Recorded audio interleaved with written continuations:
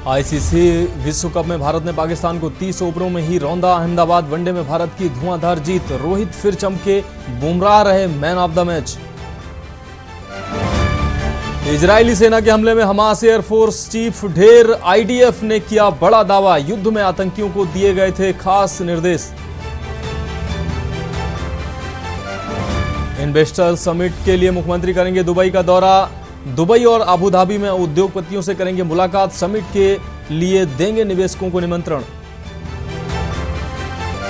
पंजाब को दहलाने की कोशिश नाकाम। लश्कर-ए-तैयबा के मॉड्यूल का पर्दाफाश। जम्मू कश्मीर के 2 आतंकी हुए गिरफ्तार।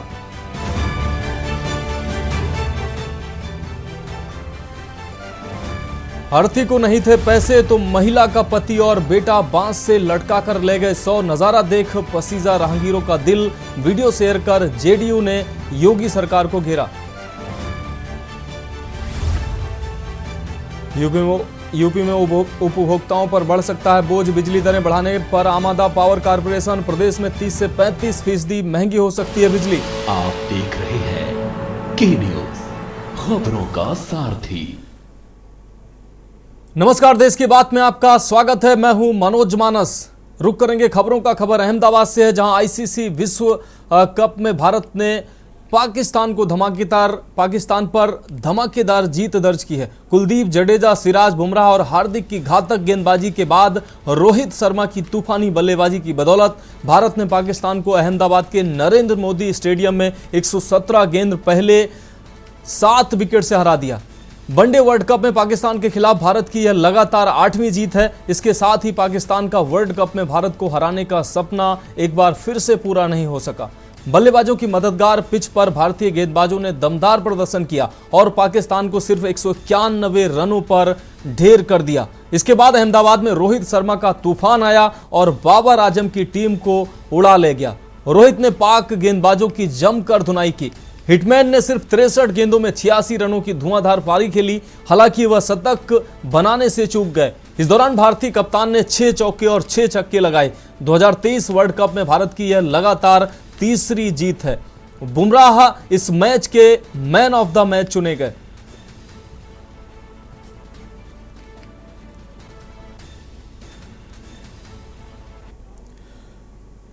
अब बात अगली खबर की। इजरायल और हमास के बीच युद्ध के 7 दिन पूरे हो गए हैं। लगातार दोनों देशों की सेनाएं बम, गोले, मिसाइलें और रॉकेट से कहर बरपा रही हैं। इस वार को लेकर अब तो चर्चाएं तेज हो गई हैं।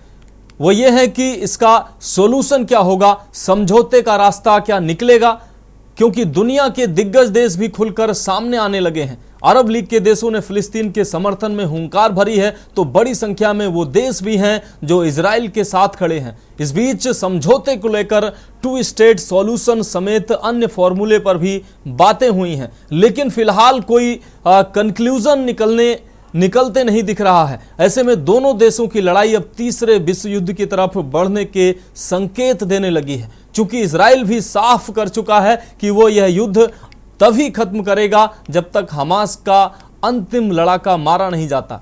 फिलिस्तीन के खिलाफ युद्ध के मैदान में उतरा इजराइल अलग अलग मोर्चों पर लड़ रहा है। सबसे पहले 7 अक्टूबर को फिलिस्तीन समर्थक हमास लड़ाकों ने अचानक इजराइल में घुसपैठ की और हमला बोल दिया।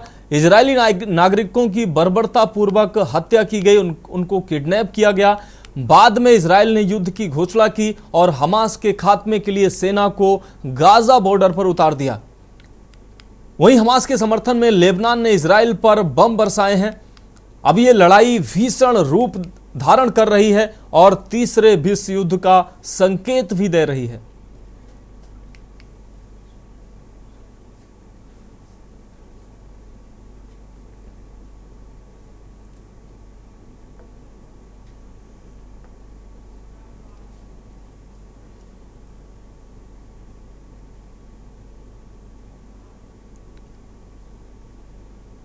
देश की बात में अब बढ़ेंगे अगली खबर की ओर। अंतागढ़ में विधानसभा चुनाव की घोषणा के बाद सभी पार्टियां चुनावी सफर में उतर चुकी हैं।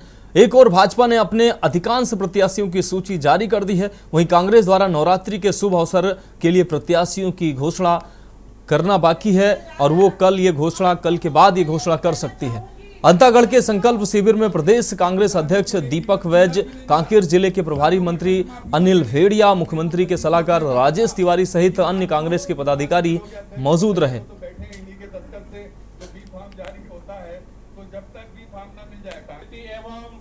अंतागढ़ में आए हैं, संकल्प शिविर संपन्न हुआ। इस तरह से लगातार हम पूरे प्रदेश में संकल्प शिविर के माध्यम से हर विधानसभाओं में पहुंच रहे हैं, सरकार की योजनाओं को कार्यकर्ता और जनता तक पहुंचा रहे हैं और लगातार हम हमारे कार्यकर्ता उत्साहित हैं कि आगामी समय में फिर से नवंबर 2023 में सरकार बनाना है।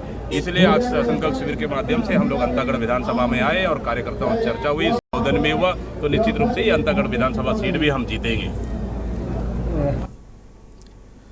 रुक करेंगे अगली खबर सरगुजा से। आपको बता दें, छत्तीसगढ़ में 2.5 करोड़ की आबादी वाले राज्य में कायस्थ समाज की 2.25 लाख की जनसंख्या है।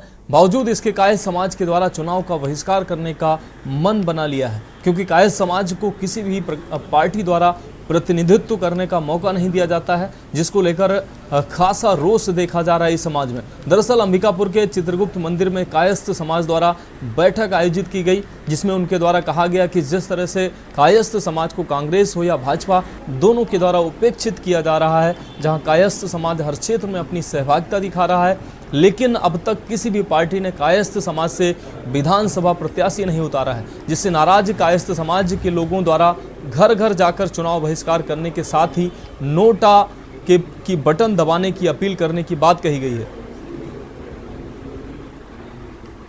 हमारे समाज की उपेक्षा जो है आज से नहीं 1950 से की जा रही है, और हमारे समाज जो है ऐसा कोई क्षेत्र नहीं है, चाहे वो राजनीतिक क्षेत्र हो, चाहे वो किसी क्षेत्र हो, जिसके लिए कल बढ़ चढ़ के हिस्सा नहीं लिया था।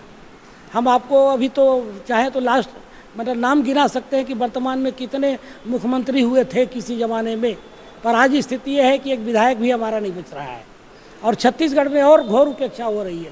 हमारी जनसंख्या लगभग 2.25 लाख के आसपास है छत्तीसगढ़ में, और हमारा दावा बनता है कि इस 2.5 करोड़ की आबादी वाले छत्तीसगढ़ में कम से कम 1 सीट तो दिया जाए। आप अल्पसंख्यक मान के दे दो, आप बहुसंख्यक मान के दे दो, आप बुद्धिजीवी मान के दे दो, आप जैसा भी दे दो, दो से ही। आज एक दल ने 85 सीटों की घोषणा किया, एक भी हमारे जो है समाज से उनको टिकट नहीं दिया गया। एक दल में मंथन ही चल रहा है, शायद उन्हें भी टिकट मिलने की कोई खास उम्मीद नहीं है।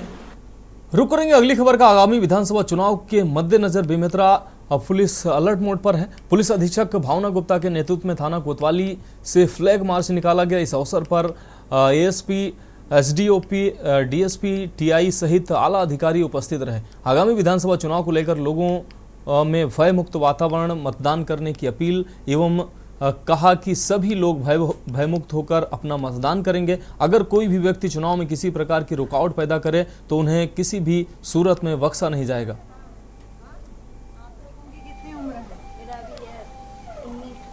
बाद इलेक्शन कमीशन और वरिष्ठ अधिकारियों के निर्देश पे लगातार बेमेतरा पुलिस के सभी यूनिट्स को विजिबल पुलिसिंग के निर्देश दिए गए हैं। उसी तारतम्य में हमारी सभी जगह पे, जैसा कि आपको ज्ञात है, एसएसटी और एफएसटी टीम्स लगी हैं और चेकिंग जारी है। उसी तारतम्य में आज बेमेतरा शहर में यहाँ राजपत्रित अधिकारियों और हमारे थाना प्रभारियों और फोर्स के साथ में फ्लैग मार्च किया गया है, और इससे संदेश है कि हमारे जो नागरिक हैं वो बिना किसी भय के निर्भीकता से अपना मतदान कर सकें। इसी के साथ में अगर किसी तरह का उनको कोई प्रलोभन देने की कोशिश कर रहा है तो समझाइश दी जा रही है कि पुलिस विभाग को संपर्क करें ताकि उसमें अग्रिम कार्रवाई की जा सके।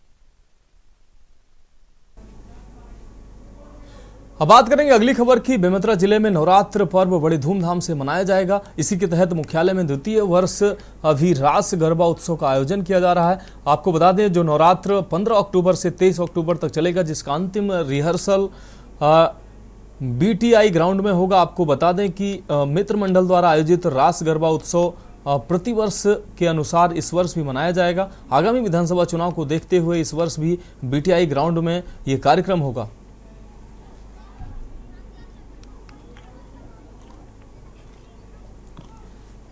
गरबा मित्र मंडल का आयोजन जो है ये द्वितीय वर्ष है, और यहाँ 10 तारीख से गरबा का प्रैक्टिस चल रहा है और आज ग्राउंड पे हो रहा है प्रैक्टिस। और बीटीए ग्राउंड पे। और ये गरबा 15 तारीख से 23 तारीख तक चलेगा और आचार संहिता के चलते हुए गरबा 7 बजे चालू होके 10 बजे ख़त्म होगा। और हमारे मित्र मंडल राज गरबा का उत्साह आप खुद देख सकते हो, इतनी भरी गर्मी में लोगों का उत्साह आपको सामने देखने मिल रहा है। और हमें पूरे नगर वासियों का अच्छा माता रानी की कृपा से सहयोग मिलता आया है और हमें उम्मीद है कि ऐसी सहयोग हमेशा मिलता रहेगा। खबर की और अंबिकापुर के मल्टीपर्पज स्कूल में अंतरिक्ष ज्ञान अभियान के तहत एक संस्था द्वारा एस्ट्रोनॉट बनने के तौर तरीकों के बारे में बता रही है, जिससे कि इस क्षेत्र के बच्चे भी अपनी सहभागिता अंतरिक्ष में दिखा सकें। दरअसल आपको बता दें, igniting dreams of young minds foundation संस्था द्वारा छत्तीसगढ़ में अंतरिक्ष ज्ञान अभियान के तहत स्कूल के बच्चों को अंतरिक्ष के बारे में बताने के साथ ही एस्ट्रोनॉट बनने के लिए किन किन बातों को ध्यान में रखकर पढ़ाई की जा सकती है। संस्था का मुख्य उद्देश्य यह रहा है कि रॉकेट बनाने से लेकर अंतरिक्ष तक पहुंचने की प्रक्रिया को बताना है।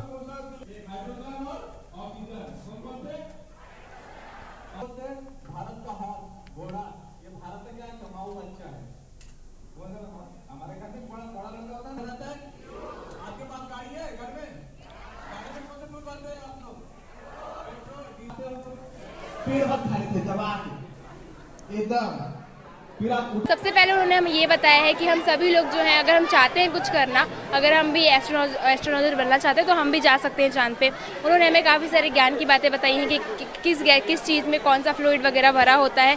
और उन्होंने हमें ये भी बताया है कि वो कहाँ से आए थे। और उन्होंने IIT किया था। सबसे बड़ी बात तो ये है, IIT इंजीनियर्स, यहाँ पे हम इंजीनियर्स को भी बहुत बढ़ावा दे सकते हैं। मिशन का नाम है अंतरिक्ष ज्ञान अभियान, जिसके अंतर्गत हम बच्चों को अंतरिक्ष के बारे में, स्पेस, सैटेलाइट, रॉकेट, इस सब के बारे में जानकारी दे रहे हैं।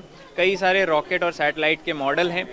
रायपुर से हमने इसकी शुरुआत की 2 अक्टूबर को और आज हम हैं 10वें डिस्ट्रिक्ट में अंबिकापुर में और यहाँ के बच्चों को हम इसके बारे में बता रहे हैं। अब बात करेंगे अगली अहम खबर की। झारखंड विधानसभा अध्यक्ष रविंद्रनाथ महतो ने के न्यूज के साथ अफ्रीकी देश घाना से लौटने के बाद बातचीत की। क्या कुछ कहना था रविंद्रनाथ महतो का, आपको सुनाते हैं। के माननीय सदस्यों को संतुलित करके ले चलने का एक मंच है और मेरा प्रयास शुरू से ही रहा है, चाहे बड़ा पार्टी हो, चाहे छोटा पार्टी हो, चाहे पक्ष का हो, चाहे विपक्ष का हो, सारा माननीय सदस्यों का जो विधानसभा के प्रति जो अधिकार है वो अधिकार सुरक्षित रहे और उनके द्वारा जनहित का जो भी मुद्दा है, जो विधानसभा के पटल पर उठाने की बात है, मैं हमेशा ध्यान में रखता हूं कि कम से कम उनका बात विधानसभा के पटल पर आए और विधानसभा के माध्यम से सरकार के संज्ञान में भी ये बात जाए और ये जन समस्या जो माननीय विधायकों के द्वारा उठाए जाते हैं उनका समाधान हो। लोगों का दायरा अपना अपना सीधा सीधी तौर पर निर्धारित है, तो जब हम लोग अपने दायरा को अतिक्रम करने का मानसिकता रखते हैं या कहीं से प्रभावित होकर के दायरा से बाहर जाना चाहते हैं, वैसे परिस्थिति में टकराहट का संभावना ज़्यादा बढ़ जाती है। लेकिन सामान्यतः न्यायपालिका के साथ विधायिका का या कार्यपालिका किसी भी तरह का टकराहट नहीं है। सबका हमारे संविधान में डिफाइंड है, अपना अपना कर्तव्यों का, अधिकारों का, क्षेत्रों का डिफाइंड है। अगर हम लोग उसी के आधार पर काम करें तो मैं समझता हूँ कि लोगों के बीच का जो रिलेशन है ये वाइब्रेंट भी बनेगा और अच्छा रिलेशन बनेगा। तो देश की बात की खबरों में वक्त एक ब्रेक का है, जल्द हाजिर होंगे। आप देख रहे हैं के न्यूज, खबरों का सारथी। ब्रेक के बाद देश की बात में एक बार फिर से आपका स्वागत है। अब बात अगली खबर की करेंगे। खबर मुरैना से है, जहां पूर्व मुख्यमंत्री उमा भारती ने पत्रकारों से चर्चा कर उन्होंने कहा कि ये तो पार्टी की इच्छा है कि किसको कब विधानसभा का चुनाव लड़ाना है और कब किसको लोकसभा का। भारतीय जनता पार्टी दुनिया की सबसे बड़ी पार्टी है, इसमें से एक हाथ कोई चला जाएगा तो पता नहीं लगेगा। उन्होंने कहा कि अपने लोग अपने होते हैं, अगर कोई नाराज भी है तो उनको प्यार से मना लिया जाएगा। जो हमारे लोग दूसरे दल में चले जाएंगे तो वह भी हमारा ही काम करेंगे। वहीं स्टार प्रचारक के सवाल पर उन्होंने कहा कि मैं तो सुपरस्टार हूं ही। सक्रिय कार्यकर्ता की उपेक्षा कभी नहीं हो सकती। उसकी महत्वाकांक्षा अगर कुछ है वो, ये तो इच्छा है पार्टी की, किसको कब विधानसभा का चुनाव लड़ना, किसको कब लोकसभा का चुनाव लड़ना।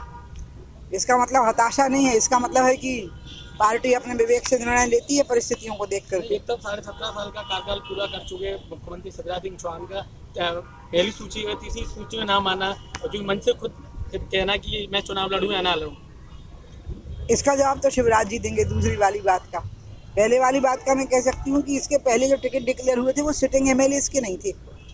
खाली उन्हीं जगहों पर सिटिंग एमएलए की जगह पर टिकट डिक्लेयर हुए थे जहाँ पर कि जैसे प्रहलाद जी के भाई सिटिंग एमएलए थे, तो वहाँ प्रहलाद जी का डिक्लेयर हुआ। अन्यथा आप सिटिंग एमएलए के टिकट की लिस्ट में शिवराज जी का नाम अपने आप आया। क्योंकि लगातार पार्टी में देखने को मिल रहा है कि लोग बागी हो रहे हैं, बागी होते जा रहे हैं, तो कहीं ना कहीं भाजपा का कहीं अब पार्टी इतनी बड़ी हो गई है, भारतीय जनता पार्टी दुनिया की सबसे बड़ी पार्टी हो गई है, तो इसमें से एक आध कोई चला भी जाएगा तो पता ही नहीं लगना।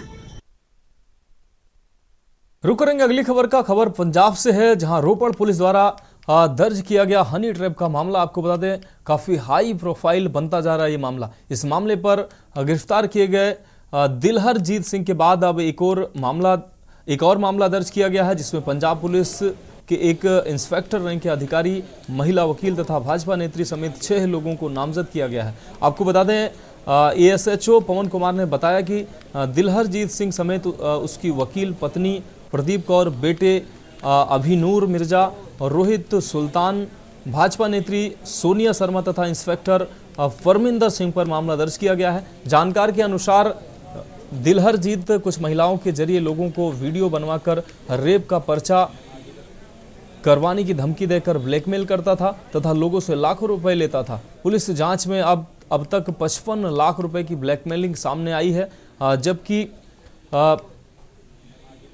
और राशि सामने आने की अभी आशंका बनी हुई है। यह ठगी 1 करोड़ के लगभग तक पहुंच सकती है।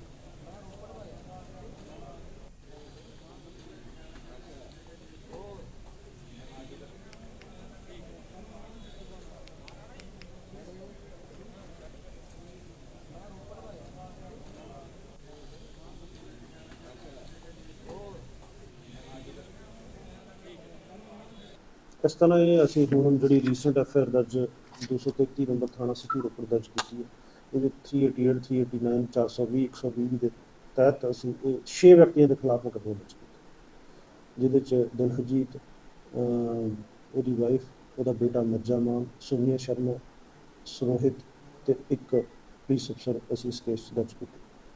ਕੀ ਇਹਨਾਂ ਸਾਰਿਆਂ ਦੀ ਇਸ ਮਾਮਲੇ 'ਚ ਭੂਮਿਕਾ ਸੀ? ਅਗਲੀ ਕਾਰਵਾਈ ਕੀ ਕੀਤੀ ਜਾਂ ਜਾਂਚ ਵਿੱਚ ਕੀ ਨਿਕਲਿਆ? ਇਹ ਮੁੱਢਲੀ ਜਿਹੜੀ ਇਨਵੈਸਟੀਗੇਸ਼ਨ ਡੀਐਸਪੀ ਡੀ ਸਰਦਾਰ ਮਨਵੀਰ ਸਿੰਘ ਬਾਜਵਾ ਨੇ ਕੀਤੀ ਹੈ, ਜਿਨ੍ਹਾਂ ਨੇ ਪ੍ਰੀਲਿਮਿਨਰੀ ਇਨਕੁਆਇਰੀ 'ਚ ਇਹ ਸਾਹਮਣੇ ਆਇਆ ਕਿ ਇਹ ਜਿਹੜੇ ਵਿਅਕਤੀ ਮਿਲ ਕੇ ਜਿਹੜੇ ਲੋਕਾਂ ਨੂੰ ਟਰੈਪ ਕਰਕੇ ਉਹਨਾਂ ਤੋਂ ਪੈਸੇ ਵਸੂਲ ਕਰਦੇ ਸੀ। ਇਹ ਉਹਦਾ ਪ੍ਰੋਟੈਕਸਟ ਕਿ ਕਿਸੇ ਦੇ ਖਿਲਾਫ ਜਿਵੇਂ ਰੇਪ ਦੀ ਐਪਲੀਕੇਸ਼ਨ ਮੂਵ ਕਰ ਦਿੱਤੀ ਤੇ ਉਹਨਾਂ ਨੇ ਬਾਅਦ 'ਚ ਮਿਲ ਕੇ ਉਹਨਾਂ ਤੋਂ ਪੈਸੇ ਵਸੂਲ। रुक करेंगे अगली अहम खबर का। भले ही प्रदेश की डीजीपी कड़क मिजाज के लिए विख्यात हैं, मगर पुलिस का रवैया जस का तस बना हुआ है, यानी हम नहीं सुधरेंगे। दरअसल कुरुक्षेत्र के शाहबाद उपमंडल में नाबालिग दलित लड़की को नौकरी दिलाने के बहाने फ्रूटी में नशीला पदार्थ देकर त्योड़ी गांव के ठेकेदार रणजीत सिंह पर दुष्कर्म का आरोप लगा है। आपको बता दें पुलिस ने मामला तो दर्ज कर लिया, मगर कार्रवाई के नाम पर अभी नतीजा एकदम शून्य है और पीड़िता माँ बेटी इंसाफ के लिए 1 सप्ताह से दर दर भटक रही हैं और इधर उधर ठोकर खाने को मजबूर हैं। उन पर पुलिस दबाव भी डाल रही है कि समझौता कर लो, अन्यथा कुछ नहीं बनने वाला। पीड़िता ने अपने साथ हुई घटना की आप बीती सुनाते हुए कहा कि उसे त्योड़ी गांव के सरपंच पति रणजीत सिंह ने अपने ऑफिस में नौकरी के बहाने बुलाया तथा फ्रूटी में नशीला पदार्थ देकर उसके साथ दुष्कर्म किया।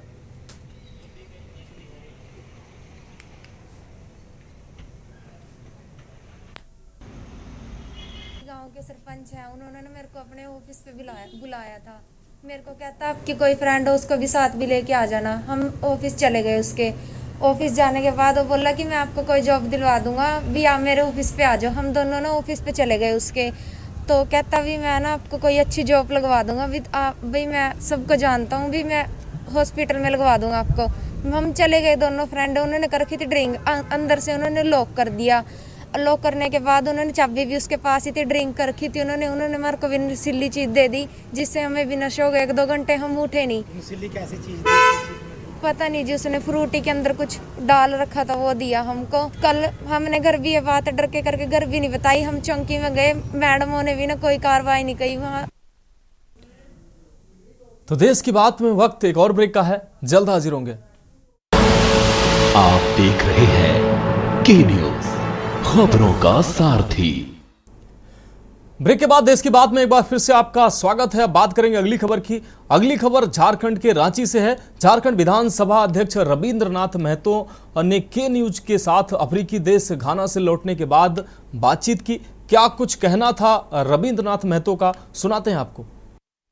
के माननीय सदस्यों को संतुलित करके ले चलने का एक मंच है और मेरा प्रयास शुरू से ही रहा है, चाहे बड़ा पार्टी हो, चाहे छोटा पार्टी हो, चाहे पक्ष का हो, चाहे विपक्ष का हो, सारा माननीय सदस्यों का जो विधानसभा के प्रति जो अधिकार है वो अधिकार सुरक्षित रहे और उनके द्वारा जनहित का जो भी मुद्दा है जो विधानसभा के पटल पर उठाने की बात है, मैं हमेशा ध्यान में रखता हूं कि कम से कम उनका बात विधानसभा के पटल पर आए और विधानसभा के माध्यम से सरकार के संज्ञान में भी ये बात जाए और ये जन समस्या जो माननीय विधायकों के द्वारा उठाए जाते हैं उनका समाधान हो।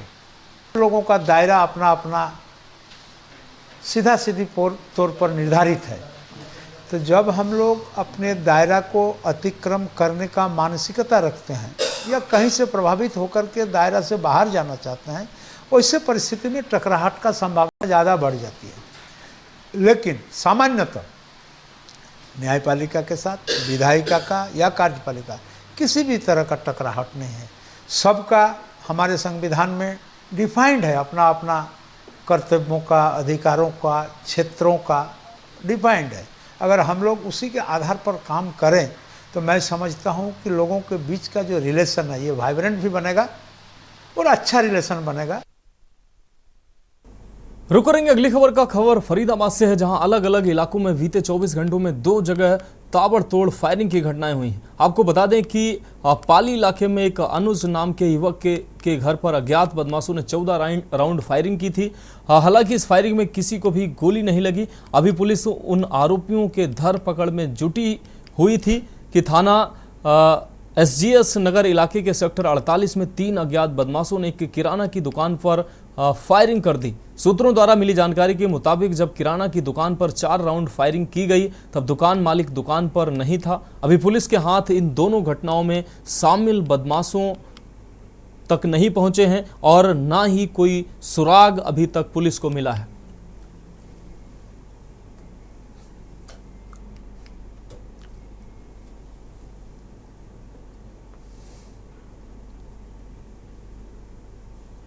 रुक रहेंगे अगली खबर का। खबर कुरुक्षेत्र से है, जहां CIA 1 के प्रभारी मलकीत सिंह ने मीडिया को जानकारी देते हुए कहा है कि बीते दिन लाडवा ठेके पर गोलियां चलाने के 2 मामले में कार्रवाई करते हुए एक आरोपी को गिरफ्तार किया गया है। मलकीत सिंह ने कहा कि अभी एक आरोपी को गिरफ्तार किया गया है, जल्द ही अन्य आरोपियों को भी गिरफ्तार किया जाएगा।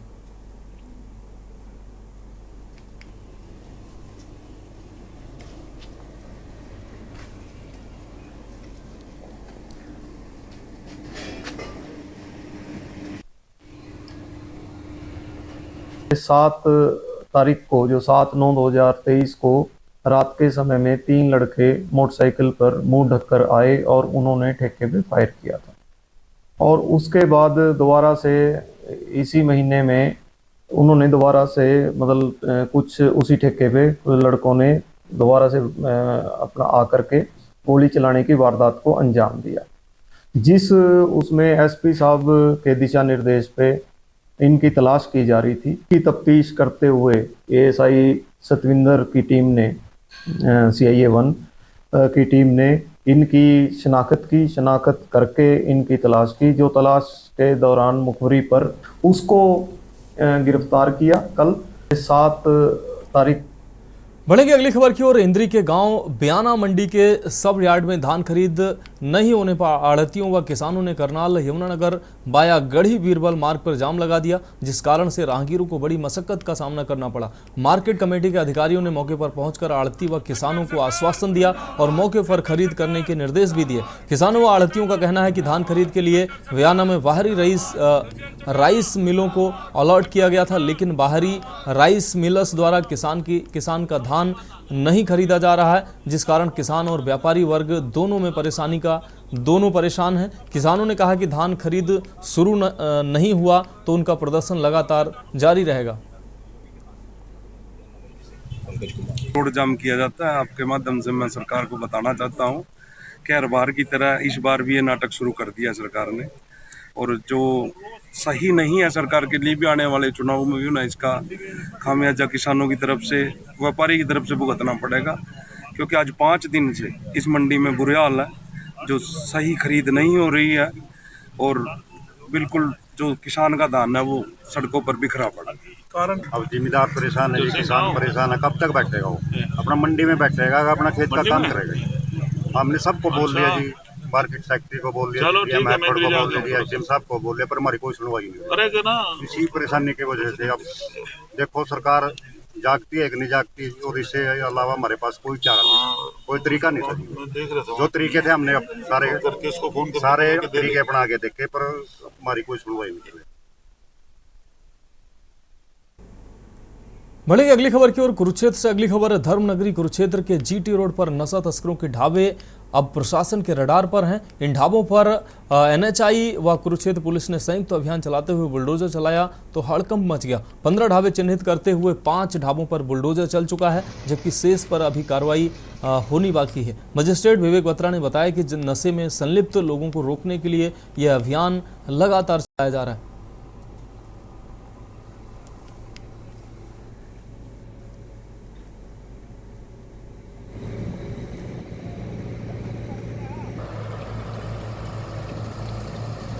कार्रवाई में आया तो यहाँ पे पता चला कि कुछ नशे में जो यहाँ पे लिप्त हैं, NH के हैं, NH की प्रॉपर्टी में आते हैं, तो उनको रोकने के लिए सारी ये कार्रवाई की जाती है। तो अभी तक लगभग कितने?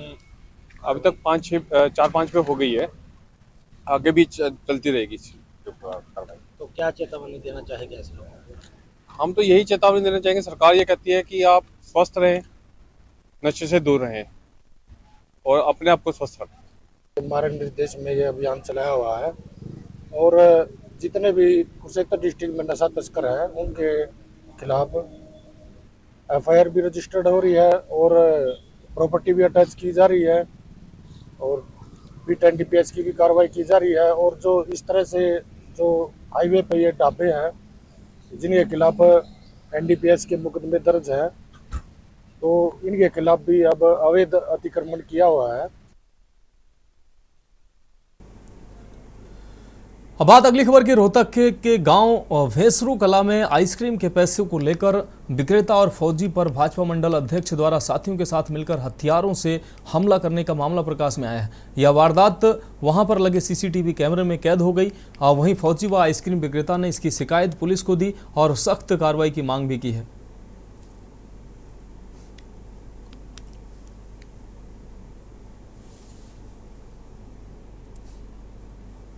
वहाँ जैसे वो रिंकू पहलवान बोल रहा, मैं सबका यहाँ से सबसे बड़ा पहलवान हूँ, दादा हूँ यहाँ का। कभी वो आता है, कभी उसके साथी आते हैं, गाली गलौज देते हैं, फिर गाली गलौज धमकी देते हैं, कुछ भी भाई यहाँ गाड़ी मत लगा, ये मत कर, और पैसे मांगेगा तो पीटूंगा। किस चीज़ के पैसे? आइसक्रीम, जो बादाम से आइसक्रीम खाते हैं ना, उसके पैसे मांगता हूँ मैं। हाँ, फिर पैसे नहीं देते हो कभी भी? पैसे नहीं दिया था और धमकी दी उल्टी, कि गाली गलौज दिया, माँ बहन की गाली दे रहे थे, माँ बहन। फिर बोल रहा मैं सबसे बड़ा दादा हूँ यहाँ का, तेरे को जो करना भी कर ले। और रिंकू ठेकेदार था, उसके साथी भी थे 10-15, उन्होंने पिस्तौल भी दिखाई थी मेरे को, बोले पैसे मांगेगा जान से मार देंगे। और रात को भी लात गुस्से से बहुत मारा था। साहब मैं तो गरीब आदमी हूँ, बाहर से यहाँ धंधा करने के लिए आया हूँ।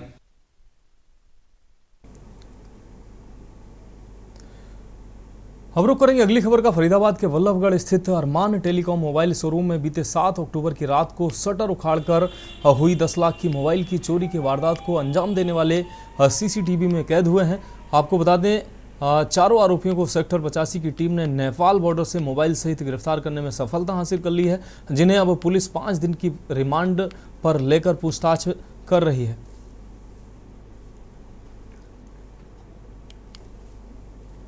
वल्लभगढ़ के अंदर 7 और 8 अक्टूबर की रात को एक मोबाइल की दुकान में अरमान टेलीकम्युनिकेशन नाम की एक दुकान थी, जिसके अंदर चोरी की वारदात को कुछ अनजान चोरों के द्वारा अंजाम दिया गया था।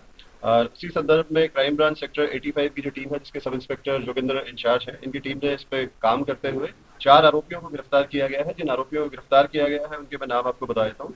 पहले आरोपी का नाम रोज मोहम्मद है, ये 21 साल का है, और जो दूसरा है वो अम्बे और छोटू है जो 19 वर्ष का है। तीसरे आरोपी का नाम अस्तित राज है जो अभी 18.5 साल का है, और जो चौथा आरोपी है वो सनी है और 26 साल का है। इन सभी आरोपियों को रानीगंज नेपाल बॉर्डर से क्राइम ब्रांच 85 की टीम जो है उसके द्वारा गिरफ्तार किया गया है। इन लोगों ने अरमान टेलीकम्युनिकेशन की जो दुकान है वल्लभगढ़ में, वहां से 24 मोबाइल फोन जो लगभग 10 लाख रुपए की कीमत के जो मोबाइल थे, 24 मोबाइल फोन चुराए थे रात को शटर तोड़ करके। उसमें से 23 मोबाइल फोन जो है वो नेपाल बॉर्डर से ही रानीगंज से जब इन्हें गिरफ्तार किया गया, वहीं से इनसे बरामद कर लिए गए हैं। अब बात अगली खबर की। खबर गुरुग्राम से है, जहां बुजगेड़ा के एसएचओ मनोज वर्मा पर पूर्व सरपंच वीरू ने गंभीर आरोप लगाए हैं। थाने के बाहर एसएचओ की ट्रांसफर के नारे भी लगाए गए हैं। आपको बता दें, वीरू सरपंच का कहना है कि एसएचओ मनोज वर्मा ने उनके साथ बदतमीजी की है। पूर्व सरपंच होने के नाते जनता उनके पास आती है। वह एक बूढ़ी महिला बतेरी की मदद करने के लिए थाने में गए थे। उन्होंने एसएचओ के ऊपर नाजायज कब्जे करने का भी आरोप लगाया है। एसीपी शिवानी शर्मा ने कहा है कि पुलिस सच्चाई और कानून का साथ देगी, जल्दी ही सच सामने आ जाएगा।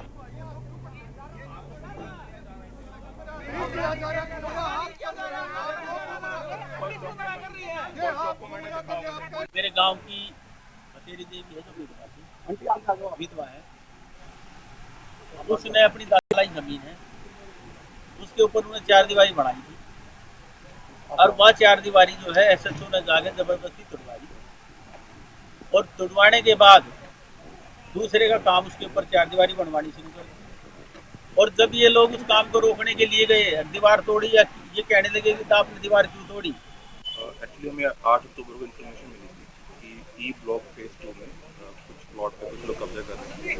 तो पुलिस वहाँ पहुंची, दोनों पार्टीज को पुलिस स्टेशन बुलाया गया, दोनों को डॉक्यूमेंट्स देने का टाइम दिया गया। इसमें एक वीरू सरपंच जो हमारे दूसरी पार्टी है, उनके पास ना कोई डॉक्यूमेंट्स थे, ना कि उनके पास कोई ऑथराइजेशन थी, फिर भी वो प्लॉट पे जिनका असली रजिस्ट्री है उनको डिस्टर्ब कर रहे थे। तो 8 तारीख को तो उनका राजीनामा उन्होंने लिख के दे दिया कि मैं इस पर कोई कार्रवाई नहीं करता हूँ, मैं माफी मांगता हूँ। अब बात करेंगे अगली खबर की। असम के मुख्यमंत्री हेमंत विश्वा शर्मा विंध्याचल पहुंचे, जहां हेमंता विश्व शर्मा ने मां विंध्यवासिनी के दर्शन और पूजन किए। इस दौरान केंद्रीय मंत्री अनुप्रिया पटेल भी साथ में मौजूद रहीं। आपको बता दें कि दोनों नेताओं को नगर विधायक पंडित रत्नाकर मिश्र व धीरज मिश्र ने दर्शन पूजन कराए।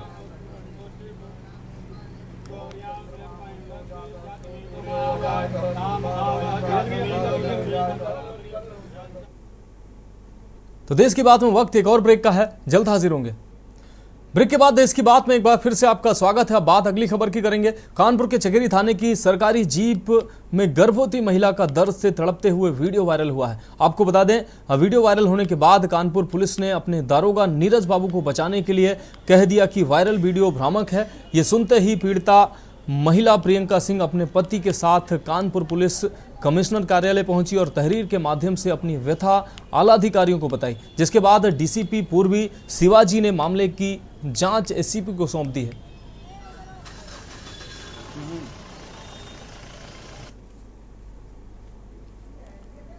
इसमें जांच कराई जा रही है, जैसे अगर वो दोषी हुए तो कार्रवाई की जाएगी। वैसे हमने पूछा था, तब उन्होंने बताया था कि महिला बीमार थी, इसको हॉस्पिटल पहुंचाया जा रहा है। इसकी जांच कराएंगे एसीपी से, उसके बाद जैसा भी हो कार्रवाई। विवाद हो सकता है हो, लेकिन जो मुझे जानकारी है उसके हिसाब से उन्होंने यही बताया था और मैंने एसीपी को जांच दिया है। जांच रिपोर्ट जैसे आएगी उसके हिसाब से कार्रवाई की जाएगी। हाँ, इसमें जांच कराई जा रही है। जैसे अगर वो दोषी हुए तो कार्रवाई की जाएगी।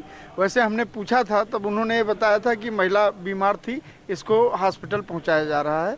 इसकी जांच कराएंगे एसीपी से, उसके बाद जैसा भी हो कार्रवाई। विवाद हो सकता है हो, लेकिन जो मुझे जानकारी है उसके हिसाब से उन्होंने यही बताया था और मैंने एसीपी को जांच दिया है। जांच रिपोर्ट जैसे आएगी उसके हिसाब से कार्रवाई की जाएगी। हाँ, इसमें जांच कराई जा रही है। जैसे अगर वो दोषी हुए तो कार्रवाई की जाएगी।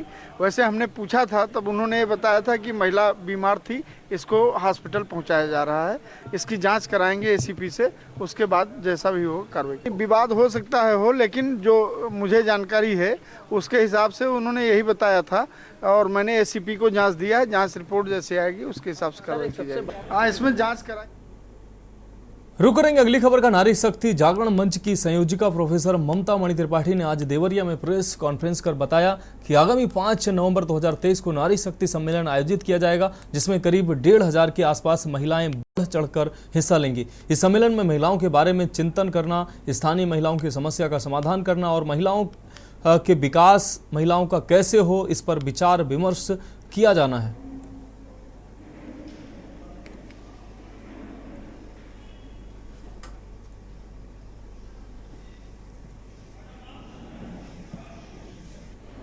जितने भी संविधान निर्माण में 15 महिलाओं ने पार्टिसिपेट किया था। अगली खबर की आपको बता दें, कल से शुरुआत होने वाले शारदीय नवरात्रि के शुभ अवसर पर मूर्ति स्थापना करने के लिए भक्तों की भारी भीड़ उमड़ी है।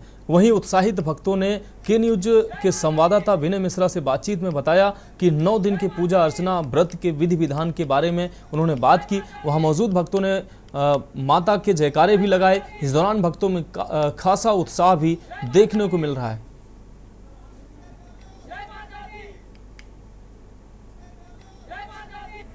हमारी मौजूदगी इस समय प्रयागराज की मेजा रोड में है।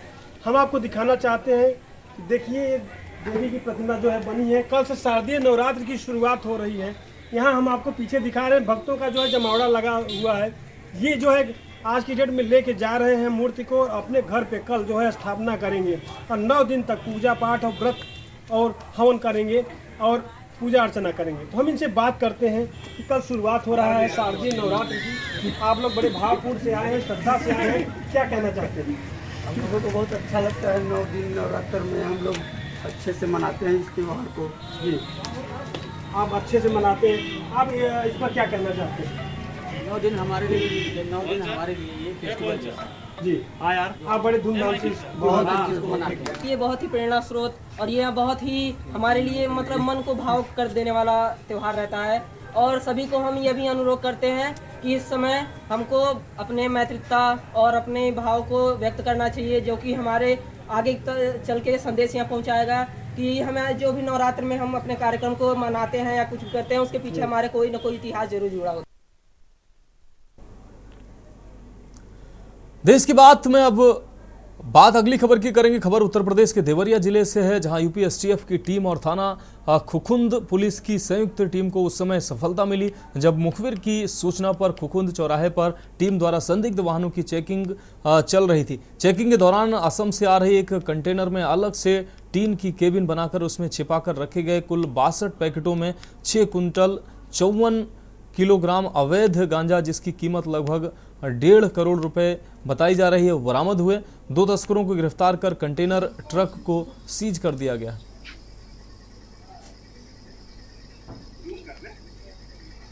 उत्तर प्रदेश पुलिस द्वारा मादक पदार्थों की तस्करी के विरुद्ध लगातार चलाए जा रहे अभियान के अंतर्गत उत्तर प्रदेश एसटीएफ और जनपद देवरिया में खुकुंदू थाना की पुलिस के संयुक्त टीम द्वारा ये कार्रवाई की गई है, जिसमें एक कंटेनर सीज़ किया गया है, जिसमें लगभग 6 क्विंटल गांजा बरामद हुआ है, जिसकी मार्केट में वैल्यू लगभग 1.5 करोड़ है। इस प्रकरण में 2 अभियुक्तों की गिरफ्तारी की गई है, उनसे पूछताछ की जा रही है और आगे की विधिक कार्रवाई पुलिस द्वारा की जा रही है। अगली खबर की ओर। प्रदेश के यशस्वी मुख्यमंत्री योगी आदित्यनाथ जी द्वारा फर्रुखाबाद में महिला सुरक्षा एवं महिला सशक्तिकरण को लेकर चलाई जा रही मिशन शक्ति कार्यक्रम के तहत फर्रुखाबाद में चौथे चरण की निकाली गई जागरूकता रैली को जिलाधिकारी संजय कुमार सिंह, सांसद मुकेश राजपूत, कायमगंज की विधायक डॉक्टर सुरभि गंगवार, अपर पुलिस अधीक्षक डॉक्टर संजय कुमार सिंह व सीओ सिटी प्रदीप कुमार सिंह द्वारा हरी झंडी दिखाकर पुलिस लाइन फतेहगढ़ से रवाना किया गया। रैली के समापन के दौरान मिशन शक्ति के 12 घटकों द्वारा विभिन्न कार्यक्रमों का आयोजन किया जाएगा। साथ ही महिला बाल विकास, पुष्टाहार आदि विभागों की सहायता से भी महिलाओं व बालिकाओं को सुरक्षा, सम्मान एवं स्वावलंबन हेतु जागरूक किया जाएगा।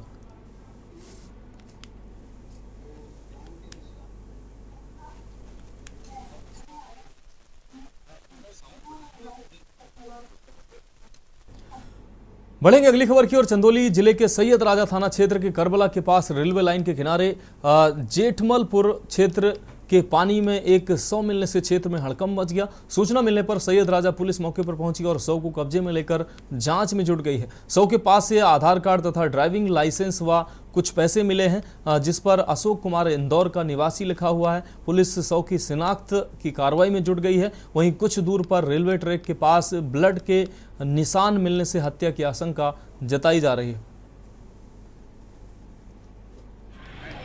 सैयद राजा थाना क्षेत्र में रेलवे ट्रैक के बगल में पानी में एक व्यक्ति का शव बरामद हुआ है, जिसके पास से ड्राइविंग लाइसेंस और आधार कार्ड मिला है। आधार कार्ड और डीएल के आधार पर हम उसके शिनाख्त और सत्यापन करने का प्रयास कर रहे हैं और डेड बॉडी को पुलिस ने कब्जे में लेकर पोस्टमार्टम के लिए भेज दिया। अब प्रथम दृष्टया चीज़ें अप्राकृतिक प्रतीत होती हैं, इन पोस्टमार्टम के बाद ही कुछ कर पाना इस पर संभव होगा और जहाँ जहाँ रक्त के निशान मिले हम उसका सैंपल ले रहे हैं और सारे बिंदुओं की हम गहन जांच पड़ताल कर रहे हैं। बढ़ेंगे अगली खबर की ओर। चंदौली जनपद के चकिया स्थित सीआरपीएफ के ग्रुप सेंटर पर 5 अक्टूबर को शिलांग से निकली सीआरपीएफ की 50 महिला बाइकर्स जो 25 मोटरसाइकिलों पर सवार होकर पहुंची हैं, जिनका स्वागत चकिया विधायक सहित सीआरपीएफ के अधिकारियों ने किया है। ये महिला बाइकर्स टीम चकिया एवं वाराणसी में विभिन्न कार्यक्रमों में शामिल होने के उपरांत दिनांक 15/10/2023 को इस ग्रुप केंद्र से प्रयागराज हेतु प्रस्थान करेंगे। यह टीम कुल 40 जिलों से गुजरती हुई 3291 किलोमीटर का सफर तय करते हुए दिनांक 31 अक्टूबर को लौह पुरुष सरदार वल्लभ भाई पटेल के जन्म स्थान एकता नगर गुजरात में आयोजित होने वाले राष्ट्रीय एकता दिवस में शामिल होगी। इस अभियान का उद्देश्य केंद्र सरकार द्वारा नारी शक्ति सशक्तिकरण के तहत बेटी बचाओ बेटी पढ़ाओ अभियान के साथ समन्वित रूप से जनता में जागरूकता को बढ़ावा देना है। उक्त कार्यक्रम के दौरान राकेश कुमार पुलिस उप महानिरीक्षक ग्रुप केंद्र चंदौली, श्रीमती प्रीति अध्यक्षा regional CRPF wild welfare wife welfare association group केंद्र चंदौली 95 बटालियन के प्रवीण सिंह और नितेश सिंह मीडिया के साथ उपस्थित रहे।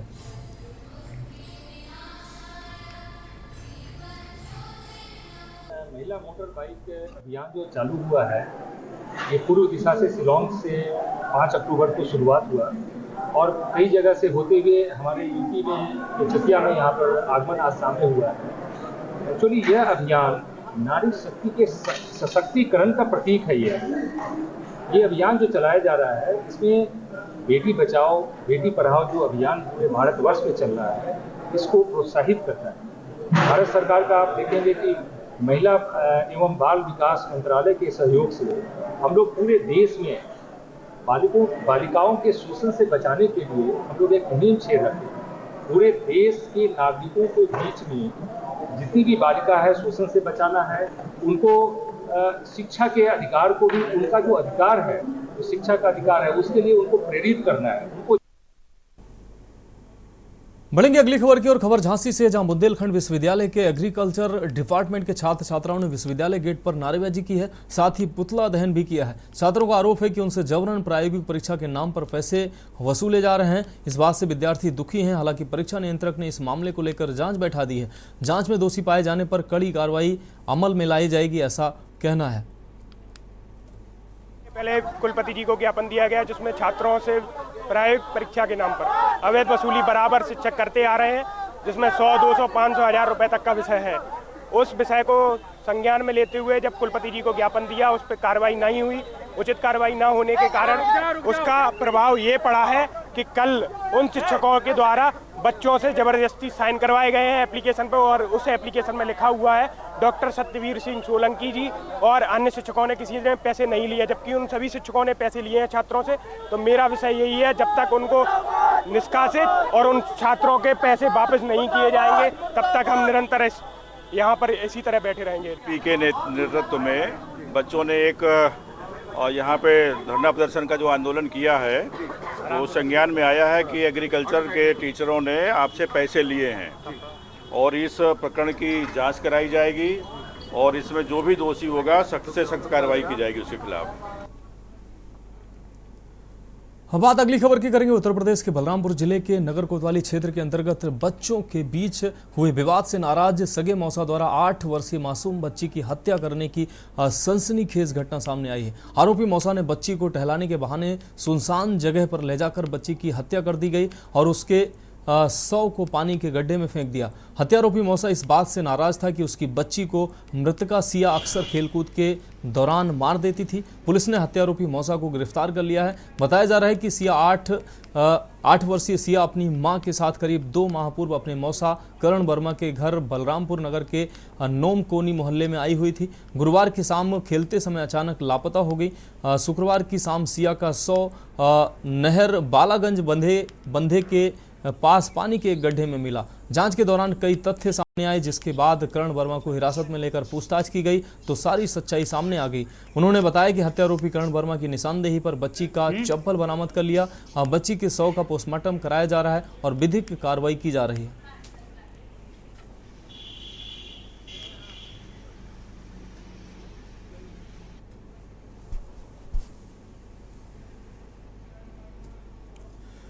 बात अगली खबर की। मऊ नगर क्षेत्र के भीटी में बीती रात पुलिस व बदमाशों के बीच मुठभेड़ में पुलिस की गोली से 2 बदमाश घायल हो गए, जिसे पुलिस ने हॉस्पिटल में भर्ती करवाया। अपर पुलिस अधीक्षक महेश सिंह अत्री ने बताया कि बीती रात ढेकुलिया घाट के पास स्थानीय पुलिस द्वारा चेकिंग अभियान चलाया जा रहा था, तभी एक मोटरसाइकिल पर 2 बदमाश दिखे। पुलिस को देखकर पुल के नीचे से भीटी की तरफ भागने लगे। पुलिस द्वारा उनका पीछा किया गया। बदमाश अपने को चारों तरफ से घिरा हुआ देखकर पुलिस पर फायरिंग करने लगे। जवाबी कार्रवाई में दोनों को पैर में गोली लगी। दोनों बदमाशों की पहचान विहार निवासी अरुण कुमार यादव व दीपक यादव के रूप में हुई है।